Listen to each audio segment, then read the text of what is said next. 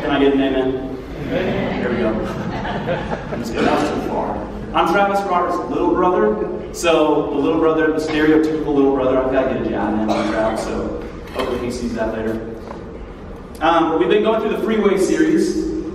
Freeway, a not-so-perfect guide to freedom. A lot of times when you talk about living in freedom, you talk about having fewer rules and fewer responsibilities, and sometimes people feel like they're more free the further you get away from God.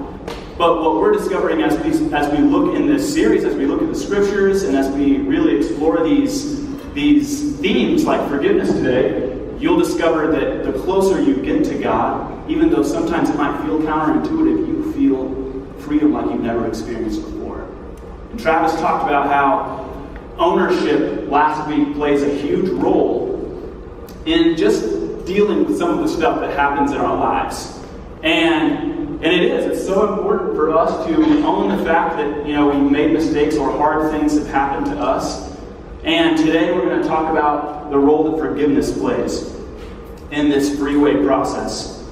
Unfortunately for a lot of us, rather than dealing with a problem, we tend to adjust to it. You know what I'm talking about? If you have a problem in your life, rather than dealing with it, which is the healthier thing to do, what we tend to do is we try to adjust to the problem and try and go around it. You guys know what I'm talking about? If you have a problem pop up in your life. Nicole and I, if you've ever ridden in Nicole and I's car, Kimberly, you would have experienced this last week. When you get up to 60 miles an hour, Nicole's car begins to shake uncontrollably. It's weird, because once you get up to like 55, 60 miles an hour, it shakes like crazy. And then once you get past 60, it stops shaking. It's really weird.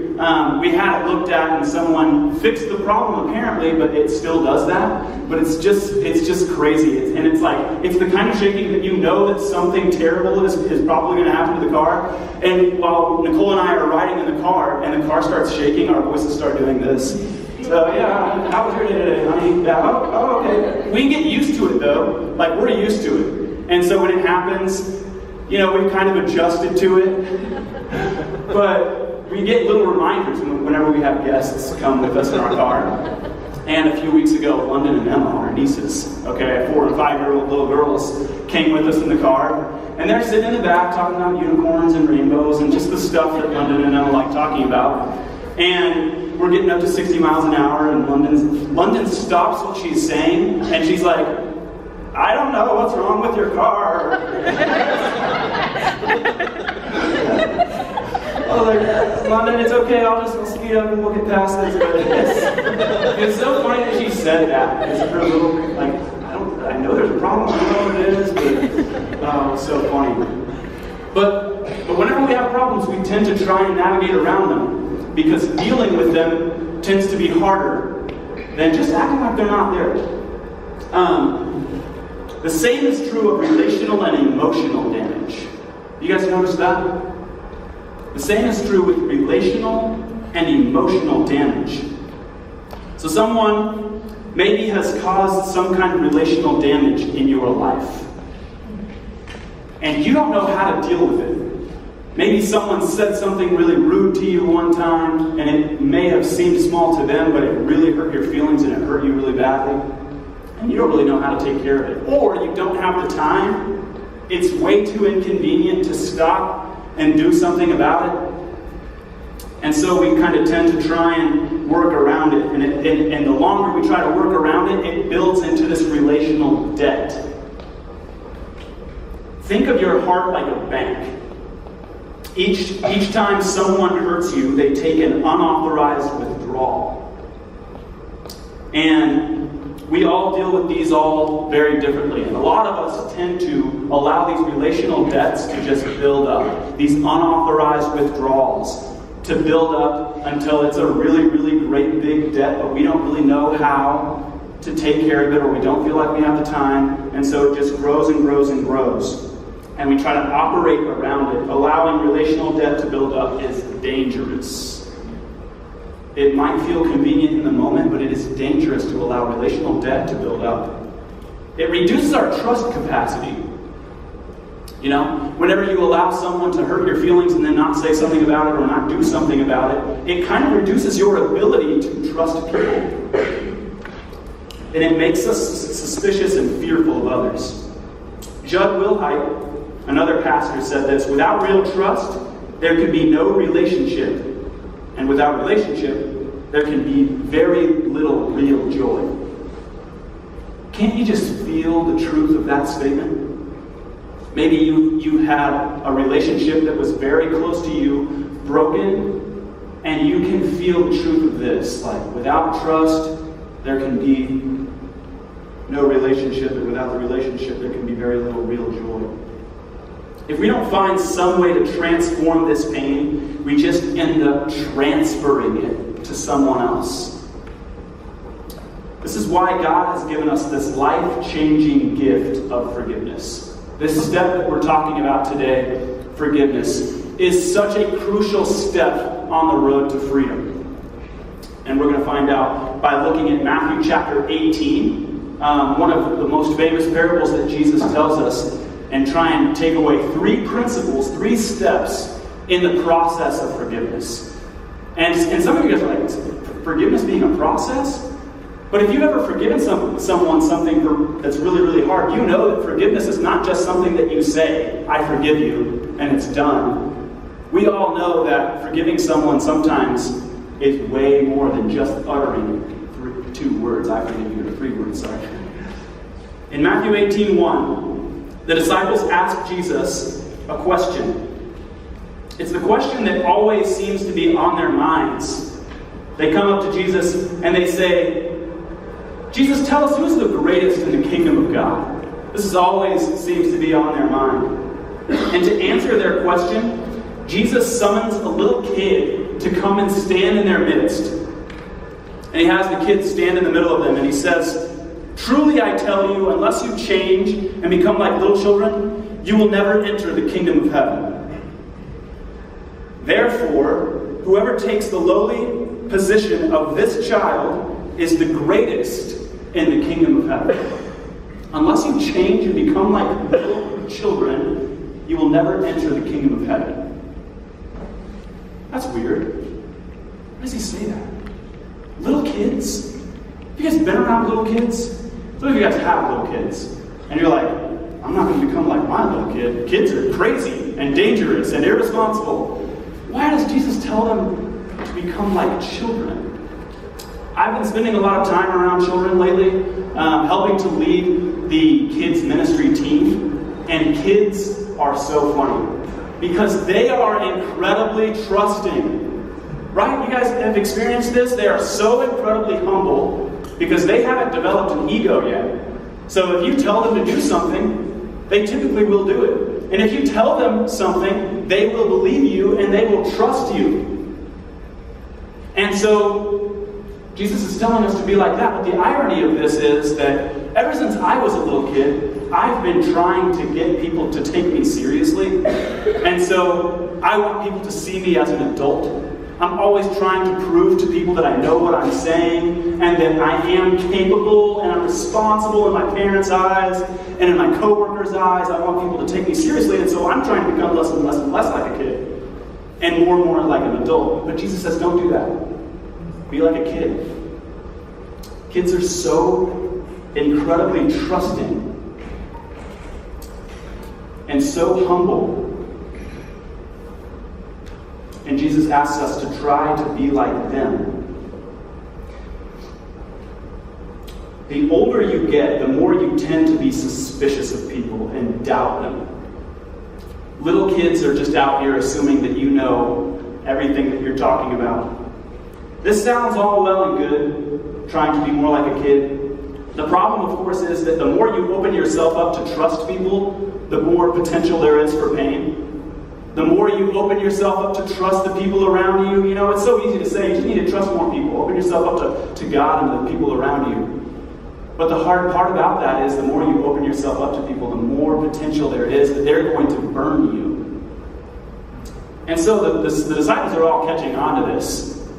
And they push Peter forward because Peter's always the guy who comes up and asks the hard questions. And Peter comes up and Peter says to Jesus, Jesus, how many times am I supposed to forgive my brother when he does me wrong? 7 times? 7 times sound okay?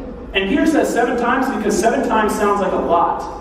According to Jewish tradition, ancient Jewish tradition, 7 times forgiving somebody was like double the prescribed amount according to Jewish tradition. So Peter thought he was being really generous here. And Jesus says to him, I don't tell you 7 times, but 77 times. And some versions it says 70 times 7 times. And I like to think that when he says that, the disciples just go completely quiet. And they're like trying to think through like the logistics of forgiving someone 77 times when they have wronged you. Jesus, how is that possible? Like seriously, how am I going to have any self-respect when I've forgiven someone for doing something wrong to me 77 times? How am I going to have enough like relational resource left over after forgiving someone that many times? I'm not going to feel like a man anymore, you might be thinking.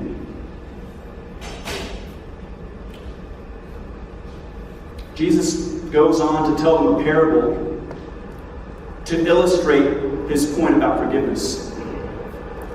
Therefore, the kingdom of heaven, this is in Matthew chapter 18, verse 23.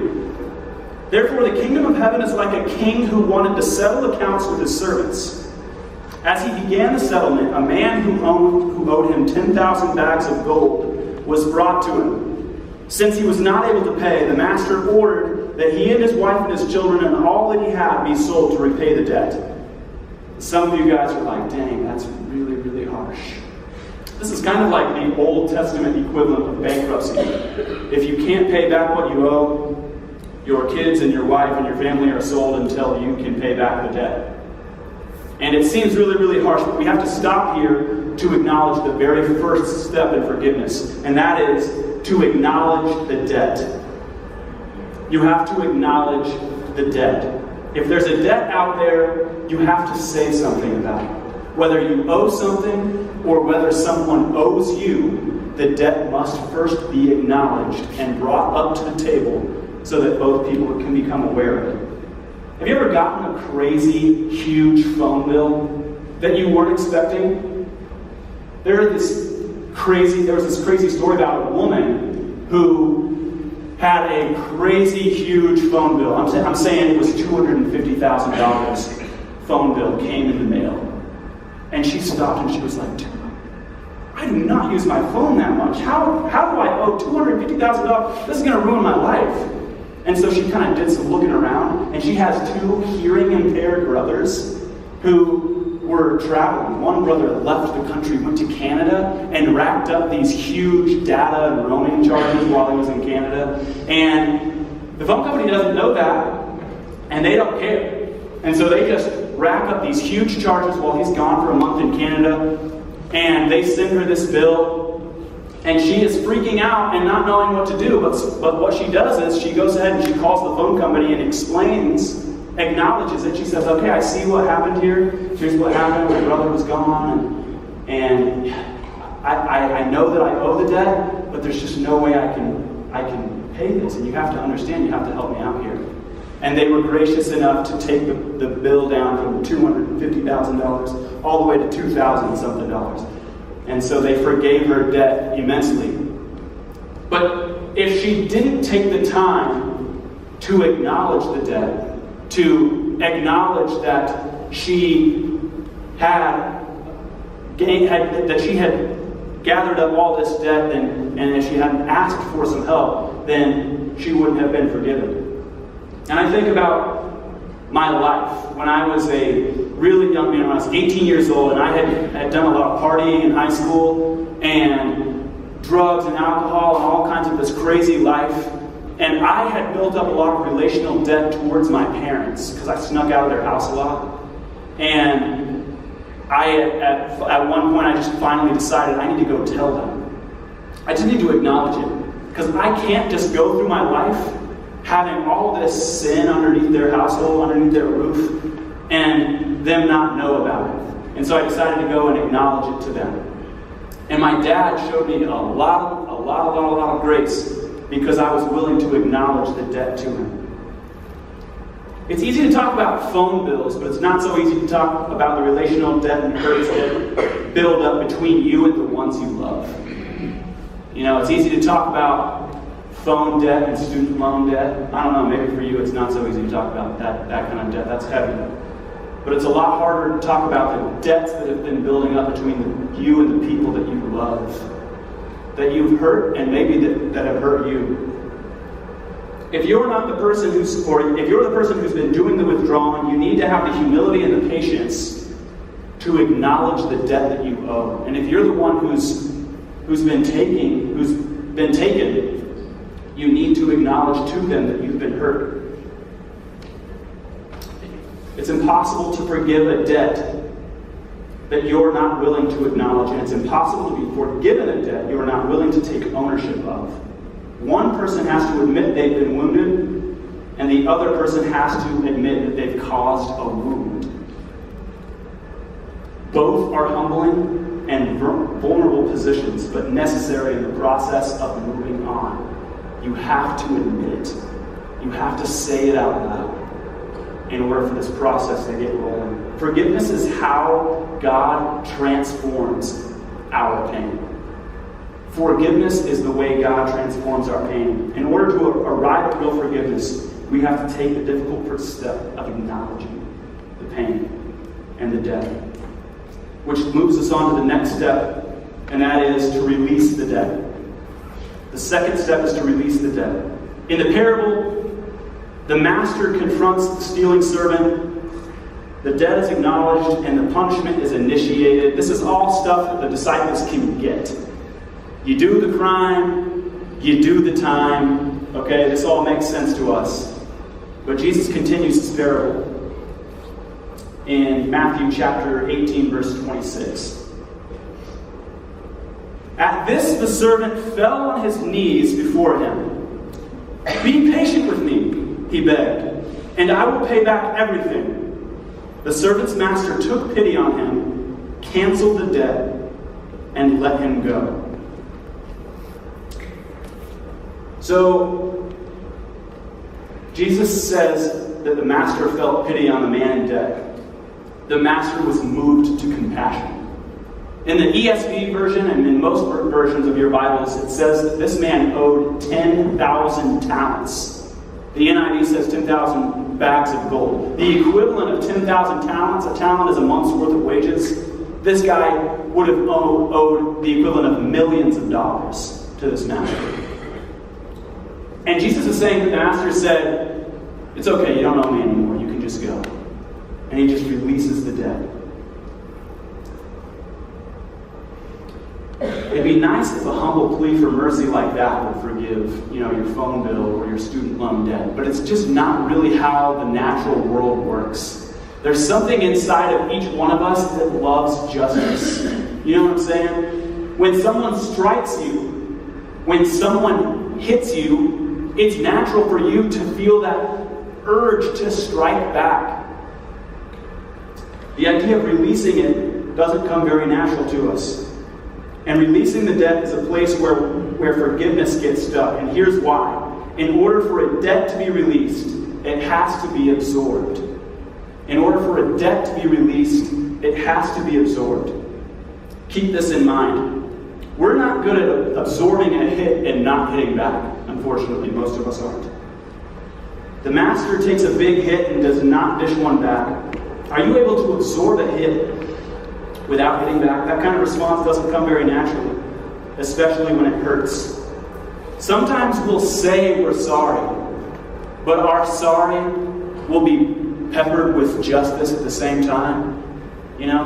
Like maybe somebody did something really, really wrong to you, and they'll say sorry, and you'll say, "I forgive you," but you'll hold on to it. You know what I'm saying? Like, "I forgive you," just to make yourself feel better and maybe make them feel better for the time. But then as soon as they leave, you'll talk about it with other people. You'll hold on to what they did, and you'll tell so-and-so about it and say, "Can you believe they did this to me?" And what you're doing is, you're trying to downgrade their reputation in the eyes of other people because of what they did to you. You said, "I forgive you." But now you're going to go and you're going to talk about it with other people so that so that other people know the truth about what they did. Or every time you talk to them, you bring up their debt in casual conversation. Every time they do something wrong to you, you remind them about what they did. Paul said that this is the opposite of love. Love keeps no record of wrongs. But sometimes, in order to bring justice back down on people, we will keep a record of their wrongs so we can control their justice. So we can make sure that they don't forget how badly they hurt us. Or maybe you have a hard time forgiving yourself. Like, you know God forgave you, and you know that someone else forgave you, but your own heart, like, you have a very hard time forgiving yourself. Maybe you've been struggling with a sin habit for a really, really long time, and you keep giving in, and you keep just feeling so much shame, and you can't make the shame go away. And you know you're forgiven. God somehow, for some reason, will forgive you over and over and over and over and over again. But when you screw up, you'll forgive yourself once, and then you screw up again, and you're like, you're trash. Have you ever said that to yourself? Have you ever thought that in your own mind and just been completely unforgiving on your own stuff? Like, maybe you look at other people and you say, hey, God's going to forgive you. But then when it comes to your own heart, you can't forgive yourself. Friends, be careful with this, because unforgiven hearts become unforgiving hearts. And if your heart is having a hard time forgiving yourself on something, your heart can turn into an unforgiving heart with someone else. But God has forgiven you. God forgives so quickly. There's a quote by Bono, the lead singer of U2. And it's a really brilliant quote. I wanted to read it for you guys. At the center of all religions is the idea of karma. You guys know what karma is? This idea that what goes around comes around. That if you treat someone bad, in the end, it's going to come back around to you. If you do something good, in the end, it's going to come around and you're going to get good. A lot of people think that Christianity works this way. And maybe we've been fooled into thinking that Christianity works this way too. I'm going to do good for God. I'm going to pay my bills. I'm going to obey the 10 Commandments. I'm going to be good to my neighbors. And then I'm going to get good in return. But our religion's not like karma. At the center of all religions is this idea of karma. What you put out comes back to you. An eye for an eye, a tooth for a tooth. Every action is met by an equal or an opposite one. And yet along comes this idea called grace to upend all that. Love interrupts the consequences of your actions. Love interrupts the consequences of your actions, which in my case is very good news indeed, because I've done a lot of stupid stuff. If karma was going to finally be my judge, I'd be in deep trouble. But I'm holding out for grace. I'm holding out that Jesus took my sins to the cross. Anybody else feel the same way? If karma was going to be the end judge, I'd be screwed. I've already done enough to deserve hell. I've already done enough to be cast out from God's presence forever, eternally. If karma was going to have its way in the end, I couldn't do enough good to make up for all the bad that I've already done in my life. Remember this. Remember this. In order for a debt to be released, it must be absorbed. Guys, do you understand that the reason Jesus Christ of Nazareth came into the world was to absorb your debt? Can you think about it for just a second? The reason Jesus came into the world was to absorb the hits you've been taking your whole life. Some of us aren't good at absorbing hits. We've been hit so many times, we're sure we can't take any more hits. But that's the reason why Jesus came into the world. To take our debts and to take our hits. You acknowledge your debt, your sins to Jesus, and He releases you. You go free, and He takes your debt to the cross. So you always wonder why people are always talking about how Jesus died on the cross. When Jesus went to the cross, he did so willingly and allowed his hands and feet to be nailed to a wooden cross for the sins of the world. Our transgressions, our debts, our relational debt that we could never pay back. And he died for that. In return, he asks us that we move on to the next and the final step. And this might be the hardest thing for all of us. The next and final step is to live debt-free. The servant who was forgiven millions of dollars, we'll pick up with his story in Matthew 18, 28 through 33. But when that servant went out, he found one of his fellow servants who owed him 100 silver coins. Okay? Now hold on a second and see and recognize the debt he owes. The guy owes him 100 silver coins compared to 10,000 bags of gold is what he was forgiven. He went out and found a fellow servant who owed him 100 silver coins. He grabbed him and began to choke him. "Pay back what you owe me," he demanded. His fellow servant fell to his knees and begged him, "Be patient with me and I will pay it back." But he refused. Instead, he went off and had the man thrown into prison until he could pay the debt. When the other servants saw what had happened, they were outraged and went out and told their master everything that had happened. Then the master called the servant in. "You wicked servant," he said, "I canceled all that debt of yours because you begged me to. Shouldn't you have had mercy on your fellow servant just as I had on you?" In anger, his master handed him over to the jailers to be tortured until he should pay back all he owed. The way we are able to forgive is to remember the way in Christ God forgave us. When you remember how gracious God was to you, you have an easier time letting stuff go. But the problem with most of us is we have a hard time remembering that. We get going through our day and hard things happen, and it makes us forget about how good God is and how his grace is always there to catch us when we're weak and when we fall. And it makes us a lot less gracious, and it makes us a lot more unforgiving. God's grace can completely transform your pain when you are able to forget about other people's debts. It's very counterintuitive.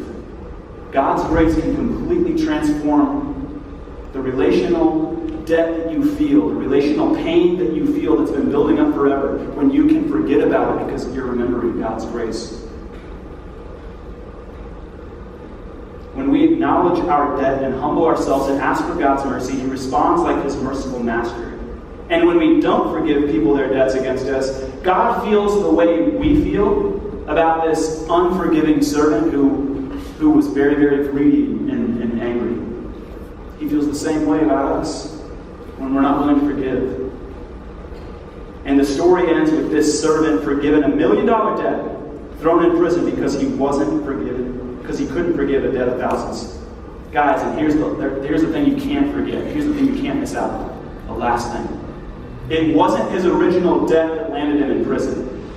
It wasn't the $1 million debt that landed him in prison.